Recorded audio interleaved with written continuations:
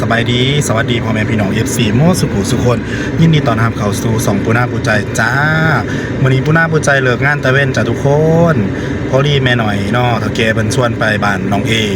มื้อนี้น้องเอเพิ่นเลี้ยงผ้าจ้าทุกคนอยู่ที่บ้านเพิ่นเนาะอยู่เจริญศรีปูนาปูใจก็มากับป้อมแปมตอนนี้ป้อมแปมเพิ่นกำลังลงไปซื้อของรายการให้เฒ่าแก่เพิ่นเนาะหรือว่าลูกค้าเพิ่นนะตอนนี้ปูนาปูใจก็นั่งถ่ายอยู่รถจ้าสิไปมวนจอยน้ำกันเนาะอยู่บ้านน้องเอเนาะเพิ่นจ้างหมอลำแล้วก็รถแห่เพิ่นเลี้ยงผ้าฉลองปีใหม่บ่หรืออิหยังสักอย่างอยู่บ้านเพิ่นทุกคนได้ไปเจอกันอยู่เฮือนน้องเอเนาะน้องเอขายพริกสดแล้วก็กะหล่ำจ้ะได้ไปเจอกันอยู่แล้วทุกคน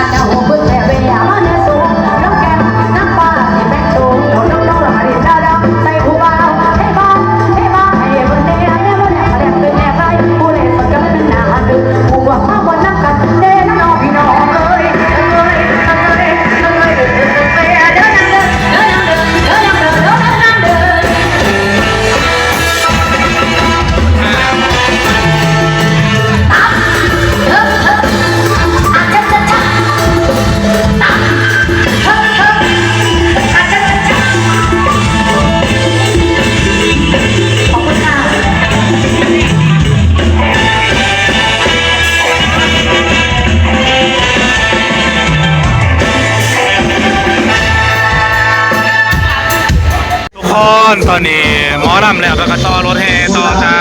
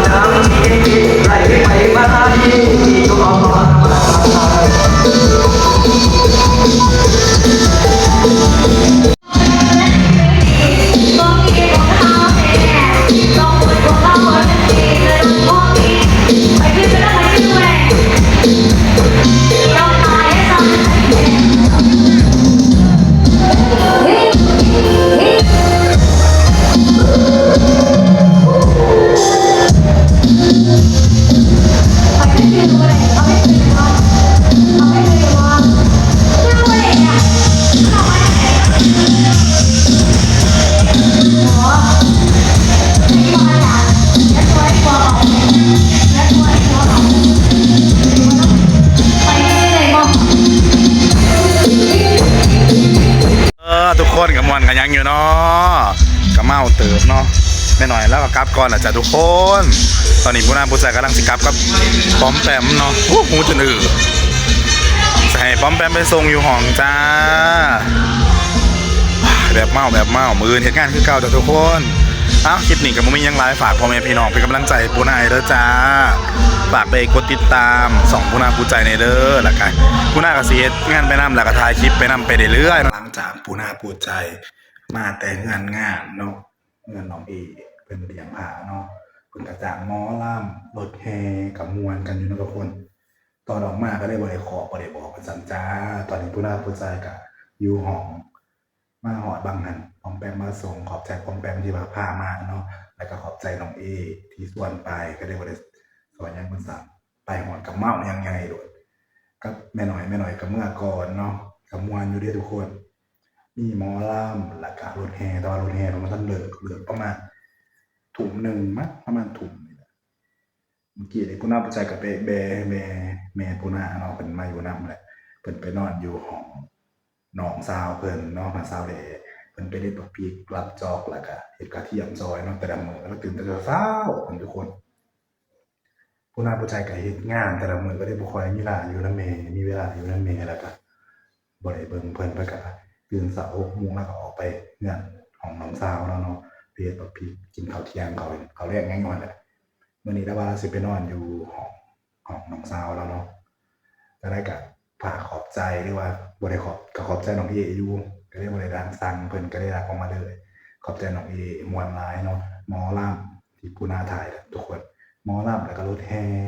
แล้วก็ขอบใจปอมแปมที่พาไปขอบใจแม่น้อยที่ส่วนผู้น่าผู้ใจไปเนาะเลื่อนกะเป็นมื้อวันที่18ก็เฮ็ดงานปกติจ้าขายน้ำฝากพ่อแม่พี่น้องไปอุดหนุนผู้น่าผู้ใจได้เด้ออยู่ตลาดวรินทร์สัน2เนาะเฮ็ดงานไปนำเฮ็ดคลิปไปนำนี่แหละที่สำคัญก็แม่นฝากพ่อแม่พี่น้องเป็นกำลังใจให้ผู้น่าเฮ็ดคลิปต่อไปเนาะฝากไปติดตาม2ผู้น่าผู้ใจด้วยจ้าทาง YouTube เนาะเป็นภาษาไทยผู้น่าผู้ใจจ้าอีกประมาณที่23เนาะเอื้อยผู้น่ากับแม่ผู้น่าก็สิได้กลับลาวเราสิลงไปพักผ่อนเอื้อยใหญ่เนาะก็ได้บ่ได้ถ่ายเห็นเราจักเทื่อตอนก็อยู่ห้องค่ำแล้วเด้ประมาณ 6:00 นทุกคน6:00 นกับทุ่มหนึ่งเนาะผู้น่าก็บ่มีหยังหลายฝากพ่อแม่พี่น้องเป็นกำลังใจให้ผู้น่าเด้อจ้าฝากกดไลค์กดแชร์อยากเบิ่งคลิปหยังคอมเมนต์ผู้น่าหลายเด้อทาง Facebook หรือว่า YouTube นะจ๊ะอีกมื้ออื่นบางเทื่อก็สิไปถ่ายคลิปออกกำลังกายเนาะบ่ได้ออกกำลังกายมานี่ประมาณตั้งแต่สงกรานต์แต่วันที่13 15 16 17 4-5 มื้อได้ก็ฝากพ่อแม่พี่น้องเป็นกำลังใจผู้น่าเด้อจ้าฝากกดไลค์กดแชร์กดติดตามผู้น่าทางช่อง YouTube ได้เด้ออยากเบิ่งคลิปหยังแล้วก็คอมเมนต์ไว้แล้วพบกันใหม่คลิปหน้าสบายดีบ๊ายบาย